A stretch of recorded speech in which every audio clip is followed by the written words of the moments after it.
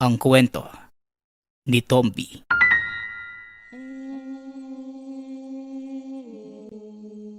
Ang kwentong ito ay hango sa totoong buhay.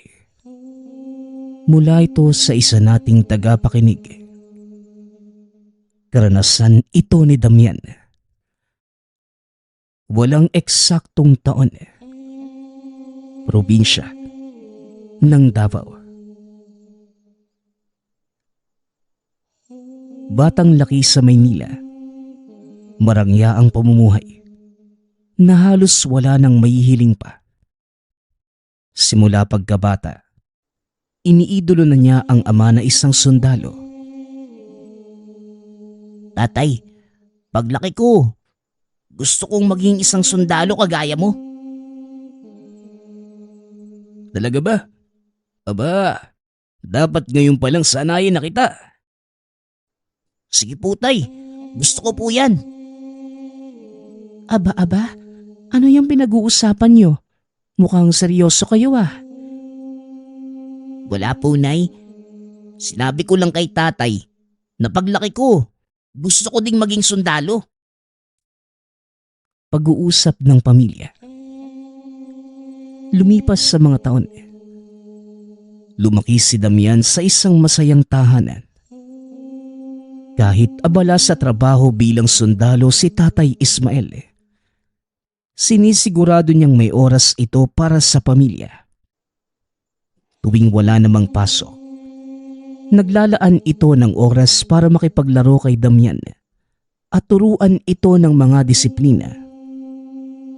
Habang si Nanay Esme naman, isang mapagmahal na ina. Siya ang gumagabay at nag-aaruga kay Damian araw-araw. Masinop ito sa bahay at masarap magluto. Kaya naman tuwing hapunan, palaging sabik ang pamilya na magsalo-salo sa pagkainan. O siya, tapos na ang laro nyo ha. Magugas na kayo ng kamay at kakain na tayo.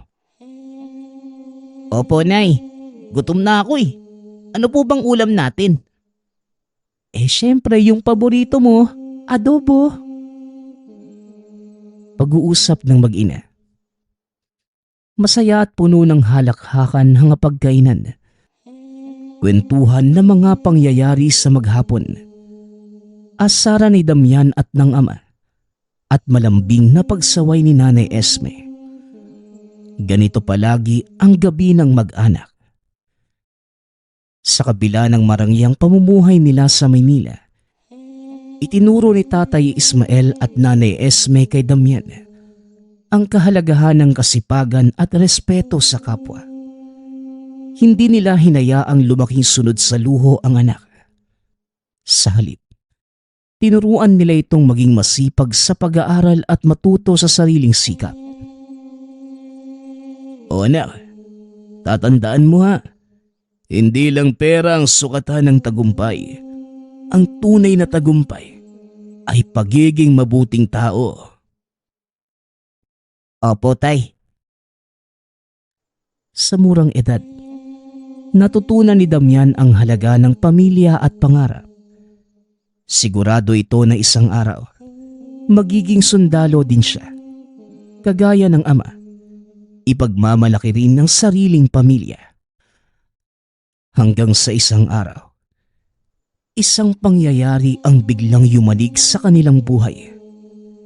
Isang trahedyang hindi nila inaasahan. Isang gabi, habang nag-aabang sila Nanay Esme sa pagkainan, dumating ang isang sundalo na may daladalang masamang balita. Ginang Esme, paumanhin po pero si Ginoong Ismael, nasawi po sa isang engkwentro. Wika ng isang sundalong nagpakilalang aming. Parang huminto ang mundo ni Esme. Nabitawan niya ang kutsarang hawak at nanghina ang tuhod. Habang si Damian naman, hindi kagad nakapagsalita. Nakatitig lamang sa sundalo na pilit inuunawa ang sinabi nito. Teka, anong ibig mong sabihin? Hindi totoo yan. Babalik si tatay. Ang sabi niya babalik siya sa amin. Pasensya na, iho. Tunay ngang bayani ang iyong ama. Ipinaglaban niya ang ating bayan hanggang sa kanyang huling hininga. Wika ni Aming. Tuluyang bumagsak si Nanay Esme sa sahig. Napahagulgol habang si Damian naman, nanatiling nakatayo, tuliro at hindi makapaniwala. Ilang oras itong hindi nagsasalita.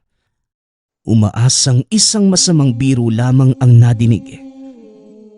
Ngunit nang dumating ang kabaong ng ama, sa kanya tuluyang naintindihan ang katotohanan. Sa burol, maraming sundalo at kaibigan ang dumating upang magbigay pugay kay Tatay Ismael.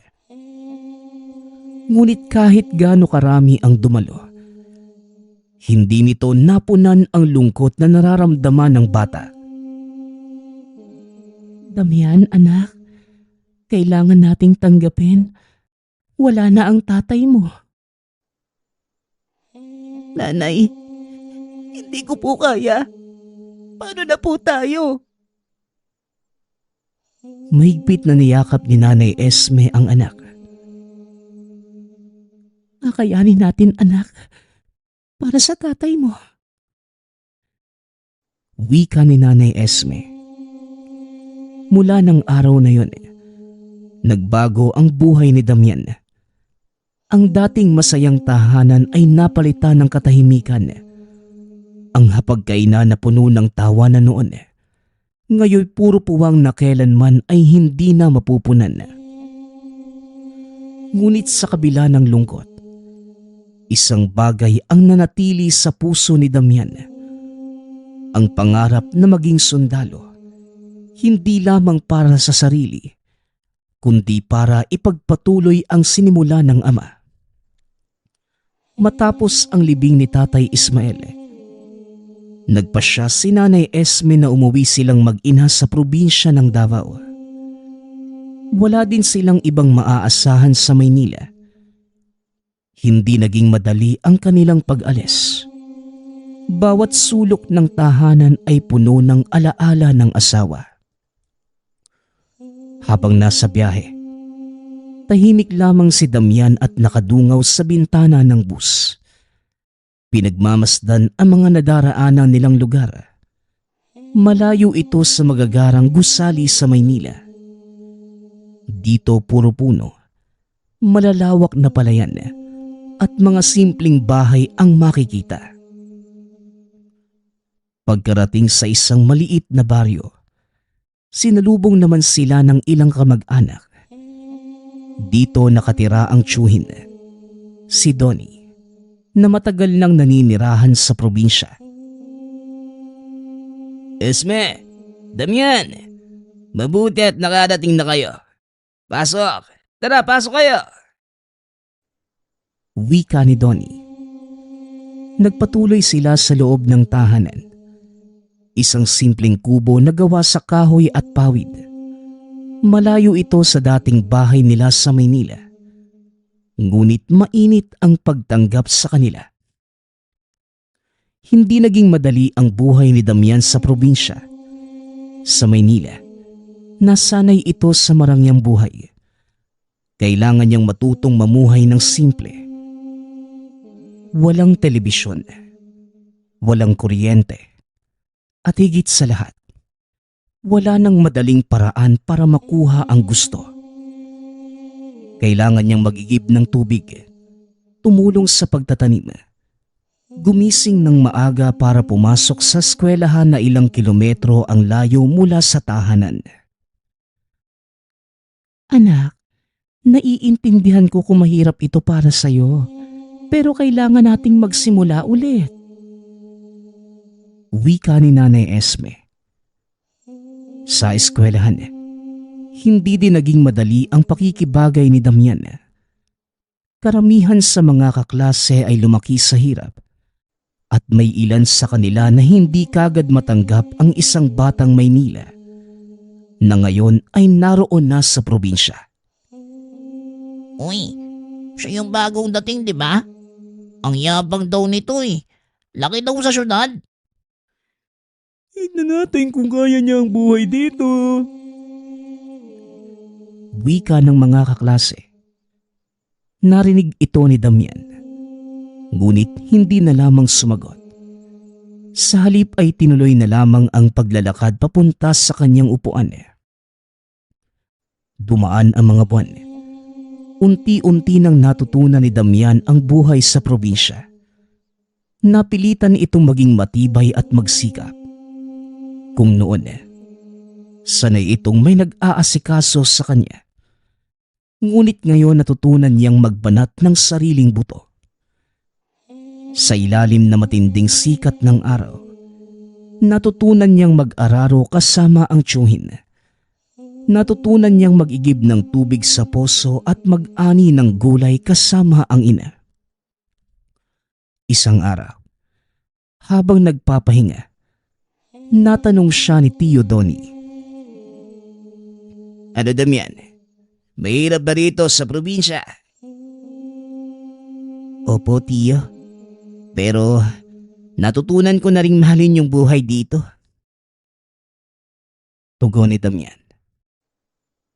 Alam mo, minsan ang hirap ay hindi parusa, kundi pagsubok lamang para mas tumibay tayo. Muling wika ng tiyuhin. Sa puntong yun, unti-unting nagbago ang pananaw ni Damian. Hindi na ito ang dating batang nasanay sa marangyang buhay. Ngayon ay isa na itong matibay at masipag na bata. Ngunit sa kabila ng lahat ng pagbabagong ito, hindi pa rin niya nakalimutan ang isang bagay. Ang pangarap na maging sundalo katulad ng ama. Isang hapon, habang pauwi si Damian mula sa eskwelahan, nadaanan niya ang isang bakanting lote kung saan may isang batang lalaki na abala sa pagsisibak ng kahoy. Mukhang kasing edad lamang niya ito at halatang sanay sa mabigat na gawain. Dahil gusto niyang makihalubilo sa mga taga roon, lumapit ito at nakipag-usap. Magandang araw. Kumusta? Tanong ni Damian. Tumigil ang batang lalaki sa ginagawa. Umarap ito sa kanya. Bago ka lang dito, no? Ako nga pala si Jeff. Oo, kakalipat lang namin ng nanay ko galing Maynila. Kaya pala mukha kang hindi sanay sa buhay dito. Mahirap dito sa probinsya, no? Pero masaya rin naman.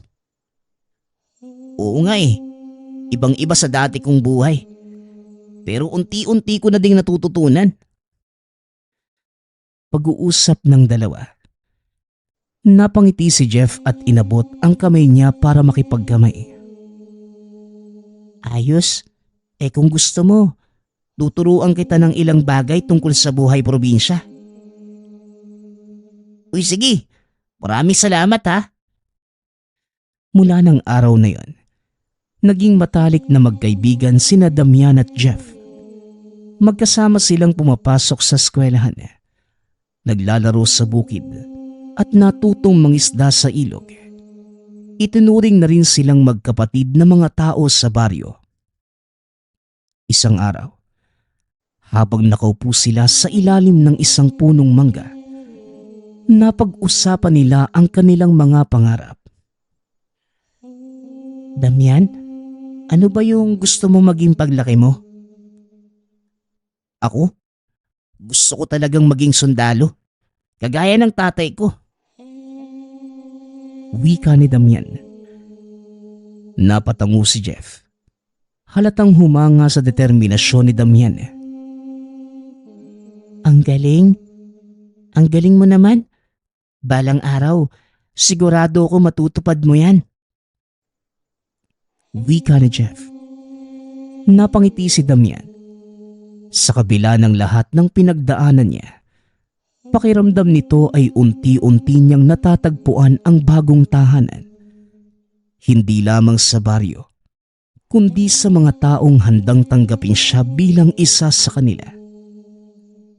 Lumipas ang mga linggo. Unti-unti nang nasasanay si Damian sa buhay probinsya. Ngunit may isang bagay itong napansin na tila kakaiba. Ang mga hayop sa paligid ay parang masyadong malapit sa kanya. Madalas niyang mahuli ang mga baka at kalabaw na nakatingin sa kanya ng matagal. Kapag dumaraan ito sa bakuran ng kapitbahay, ang mga manok ay lumalapit sa kanya na parang gustong makipaglaro. Minsan pa nga, isang kalabaw ang hindi umalis sa harapan ng tahanan hanggang sa siya na mismo ang lumapit at hinaplos ito. Isang araw, habang nag-iigib siya sa poso, lumapit si Jeff at napansin ang kakaibang nangyayari. Damian, napansin mo ba yon? Parang ang lapit sa'yo ng kalabaw na yun ah. Oo nga eh. Parang gusto niya akong sundan kahit saan ako magpunta. Alam mo, bihira lang mangyari yan. Dito sa baryo may mga matatandang nagsasabi na kapag ang mga hayop ay lapit ng lapit sa isang tao, baka may kakaiba itong kakayahan. Wika ni Jeff. Napakunot ang noo ni Damian. Hindi niya alam kung anong ibig sabihin ng kaibigan. Ngunit may isang bagay siyang sigurado. Pakiramdam niya. Naiintindihan niya ang mga hayop sa paligid. Hindi man nagsasalita.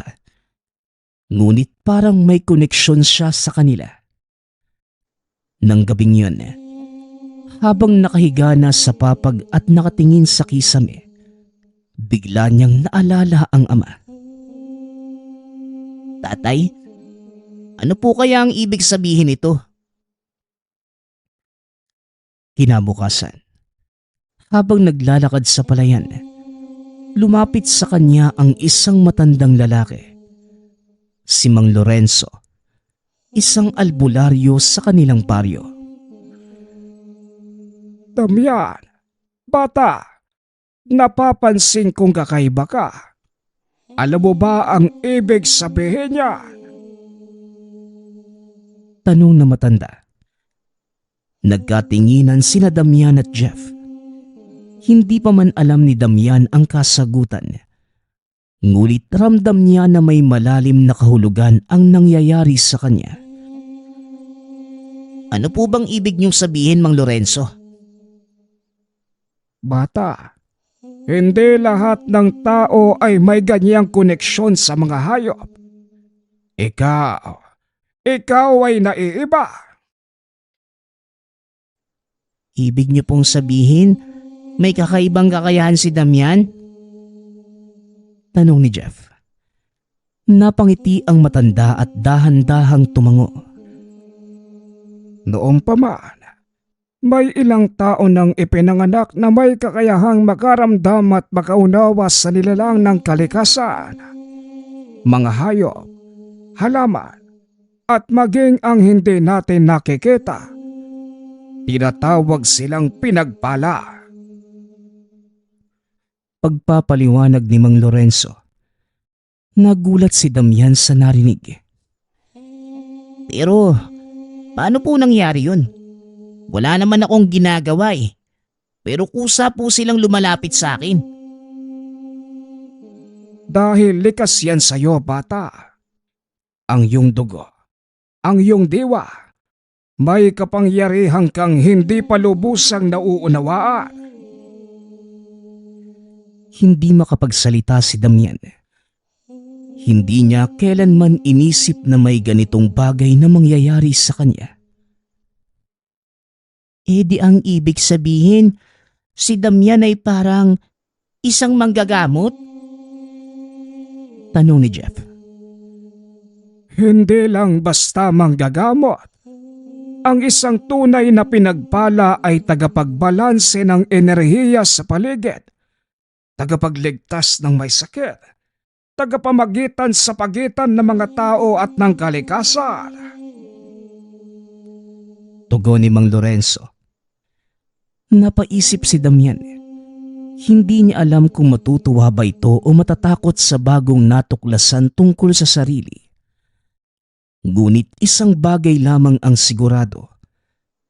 Mula nang dumating siya sa baryo, may kung anong pwersang nagtutulak sa kanya upang matuklasan ang tunay niyang pagkatao.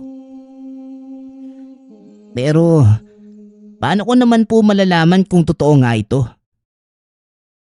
Tanong ni Damian. Ngumiti lamang si Mang Lorenzo.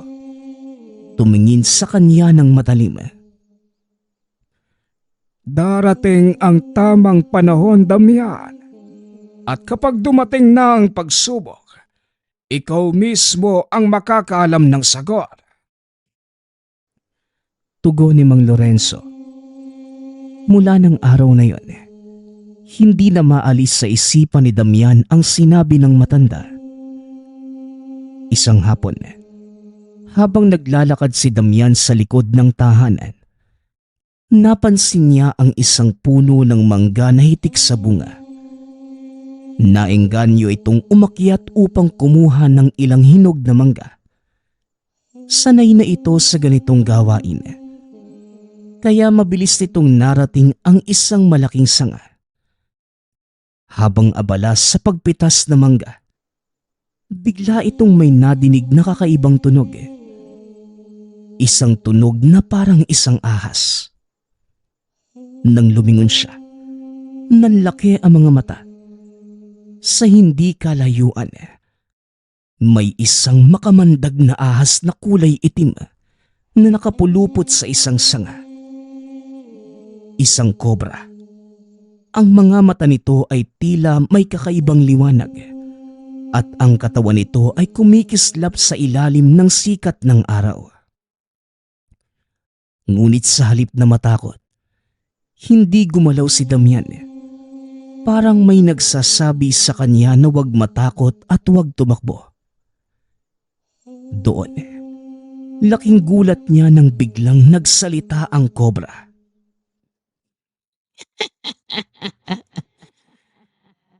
Matagal na kitang hinihintay. Wika ng nilalang. Napatigil si Damian. Nanginig ang katawan. Ngunit hindi dahil sa takot, kundi dahil sa pagtataka.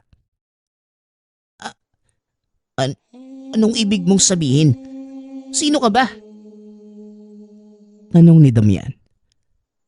Dahan-dahang gumalaw ang kobra at mula sa bibig nito, may iniliwa ito na isang lumang kwintas na may palawit na bato sa gitna. Ang bato ay tila kumikislap na kulay ginto at itim.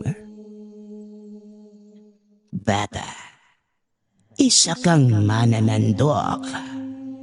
Tagapagbantay ng balanse ng kalikasan. At ito ang sagisag ng iyong kapangyarihan. Muling wika ng nilalang. Dahan-dahang inabot ni Damian ang kwintas. Nang madampian ito ng kamay, biglang may malakas na liwanag na bumalot sa paligid. Napasigaw si Damian. Ano ba to? Habang suot ang kwintas, pakiramdam niya ay may dumadaloy na kakaibang enerhiya sa katawan. Para bang mas lumalakas ito, mas naging malinaw ang pandinig at paningin niya. At mas ramdam niya ang bawat galaw ng hangin sa paligid. Ang kwintas na yan, isang simbolo. Isa itong palatandaan na ikaw ay isang tunay na mananandok. Darating ang araw, malalaman mo kung paano mo ito gagamitin. Pero tandaan mo, Damian, ang kapangyarihan ay palaging may kakibat na responsibilidad. Wika ng kobra. Biglang lumiwanag ang paligid. At sa isang iglap, nawala ang nilalang. Naiwan si Damian sa sanga ng mangga. Hawak pa rin ang kumikislap na kwintas. Hindi pa rin siya makapaniwala sa nangyari. Teka, totoo ba to? Isa ba talaga ako mananandok? Tanong ni Damian. Napahawak ito sa kwintas at muling napatingin sa paligid. Ang dating tahimik na buhay sa baryo ay nagbago sa isang iglap. Ngayon, alam niyang may mas malaking papel siyang ginagampanan sa mundong ito. Ngunit hindi pa niya alam na may darating na panganib. At ang kwintas na ito ang magiging susi sa pagsisimula ng kaniyang tunay na misyon. Simula ng araw na tinanggap niya ang kwintas mula sa mahiwagang kobra, marami nang nagbago sa buhay ni Damian. Noong una, hindi niya masyadong binigyan ng pansin ang nangyari. Iniisip na baka isang panaginip lamang ang lahat. Ngunit ng mga dumaang araw, napansin niya na mas lumakas ang pandama.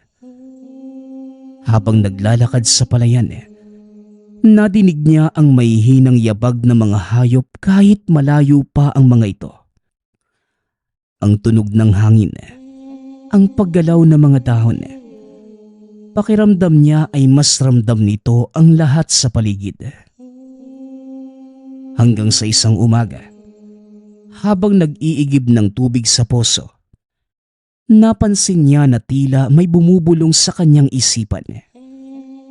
Napalingon ito, ngunit wala namang tao sa paligid. Maigi niya itong pinakiramdaman. Biglang napansin ang isang maliit na ibon na nahulog mula sa sanga. Pilit nitong inaangat ang sarili ngunit mukhang may sugat ito sa pakpak. Lumuhod si Damian at marahang kinuha ang ibon. Hindi niya alam kung bakit. Ngunit pakiramdam niya ay kailangan niya itong tulungan. Sa hindi may paliwanag na dahilan, kusang gumalaw ang katawan. Hinawakan niya ang sugatang bahagi ng ibon at biglang uminit ang kwintas na suot. Ilang segundo lang, napansin niya na unti-unting gumaling ang sugat ng ibon. Nagulat ang bata. Napatingin ito sa mga kamay at kwintas na kumikislap ng bahagya. Ilang saglit pa, lumipad na ang ibon na para bang wala itong naging sugat. Teka, ano bang nangyayari sa akin? Wika ni Damian sa isipan. Dahil sa mga kakaibang pangyayaring ito, hindi mapakali si Damian. Hindi niya alam kung sino ang dapat niyang lapitan para ipaliwanag ang nangyayari sa kanya. Hanggang sa isang gabi, lumapit ito kay Mang Lorenzo. Mang Lorenzo, may gusto po sana ako itanong. Tungkol saan ba, iho? Tugon ng matanda. Huminga ng malalim si Damian at nilabas ang kwintas mula sa ilalim ng damit. Kasi po, simula nang ibigay ito sa akin, may mga kakaibang bagay na ako nararamdaman. Mas matalas po yung pandinig ko. Mas malakas din po yung pakiramdam ko sa paligid at saglit itong nagdalawang isip bago sabihin ang sumunod na bahagi. At parang may kakayahan akong magpagaling. Ngunit tila hindi nagulat si Mang Lorenzo. Sa halip, ngumiti lamang ito at tumango. Huwag kang matakot, Damian. Ang kapangyarihang yan ay isang biyaya. Ngunit tandaan mo na hindi ito basta-basta. Sa likod ng kakayahang yan, may mga pagsubok itong kaakibat. Pagsubok?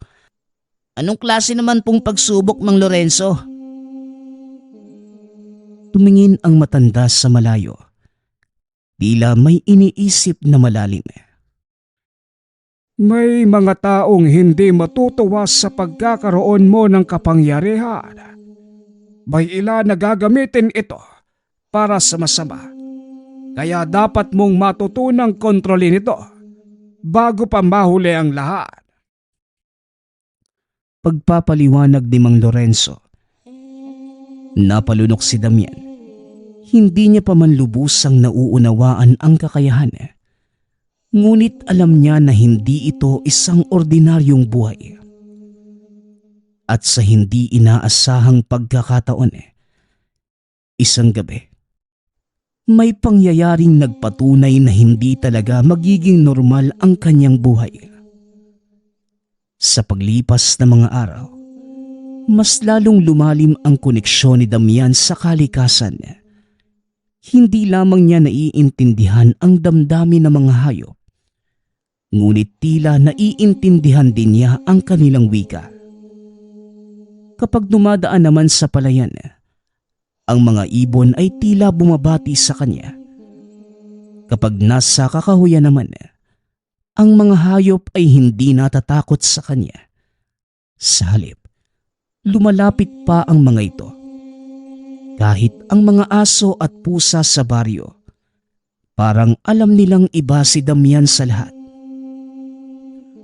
Hanggang sa isang araw, habang naglalakad sila Jeff sa gubat upang maghanap ng hinog na bayabas, isang nakakakilabot na insidente ang nangyari. Damian, tignan mo to, oh.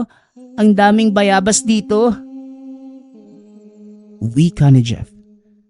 Tuwang-tuwa ang kaibigan habang pumipitas ng bayabas sa isang mababang puno. Samantalang si Damian naman, nakatingin sa paligid. Pilit pinapakiramdaman ang kakaibang enerhiyang bumabalot sa lugar. Ngunit isang malakas na tunog ng ahas ang nadinig ni Damian bago pa siya makasigaw. Damian, tinuklaw ako ng ahas. Tulungan mo ako. Wika ni Jeff. Pagkalingon ni Damian, nakita nito ang isang malaking ahas na kulay dilaw. Nakapulupot sa paa ng kaibigan. Nakatuklaw na ito sa binti. At kita sa mukha ng kaibigan ang matinding sakit. Dali-daling lumapit si Damian. Ngunit bago pa ito makalapit, nakarinig siya ng isang tinig sa isipan. Napatigil si Damian. Alam niya na hindi ito ordinaryong ahas. Ang mga mata nito ay kulay pula. At ang balat nito ay tila may kakaibang ningning. Ngunit hindi siya papayag na mawala ang kaibigan. Umalis ka sa kanya. Dahil sa galit, napansin nitong biglang nagliwanag ang kwintas na suot. Sa isang iglap lang, biglang kumalas ang ahas sa binti ni Jeff. Gumapang ito palayo. Nawala sa mga damo at sa isang iglap lang, parang hindi na ito kailanman naroon. Habang si Jeff naman, nanginginig ito at bumubula na ang bibig. Jeff, anong gagawin ko? Hindi alam ni Damian ang gagawin. Walang ibang tao sa paligid. At kung tatakbo pa ito pabalik sa baryo para humingi ng tulong, baka wala ng buhay si Jeff pagkabalik niya. Kaya pinakiramdaman niya ang sarili. Maya-maya pa, tila may bumulong sa kanyang tenga. Napalunok si Damian. Hindi niya alam kung paano, ngunit inilagay niya ang mga kamay sa sugat ni Jeff. Nang sandaling yun, muli na namang lumiwanag ang kwintas na parang may dumaloy na mainit na enerhiya mula sa kamay papunta kay Jeff. Unti-unting bumagal ang paghinga at ang nanginginig niyang katawan ay kumalma. Ilang saglit pa bumukas ang mga mata ng kaibigan. Damian, anong nangyari? Napabuntong hininga si Damian. Hindi makapaniwala sa nagawa niya. Natulungan kita, Jeff. Natulungan kita. Nagkatinginan silang dalawa. Parehong hindi makapaniwala. Ngayoy alam na ni Damian na hindi niya matatakasan ang kapalaran. Naging isa nga itong mananandok, isang albularyo. At ngayong natuklasan niya na kaya niyang gumawa ng himala mula nang mailigtas ang kaibigan sa makamandag na ahas. Kumalat sa buong baryo ang tungkol kay Damian. Maraming nakakita kung paano niya ginamit ang kanyang mga kamay upang mapagaling ang sugat ng kaibigan. Sa simula, maraming hindi makapaniwala. May ilan pang natakot. Iniisip na baka may itim na kapangyarihan si Damian. Ngunit habang dumaraan ang mga araw, maraming lumalapit sa kanya upang humingi ng tulong.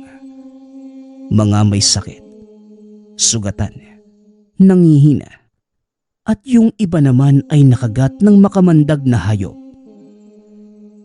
Dahan-dahan, tinanggap ng baryo ang katotohanan. Si Damian ay hindi isang ordinaryong bata.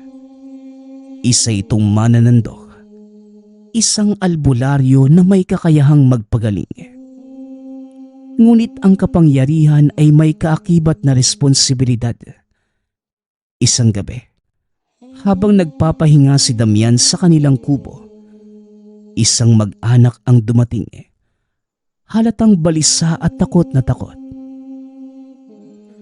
Damian, tulungan mo kami.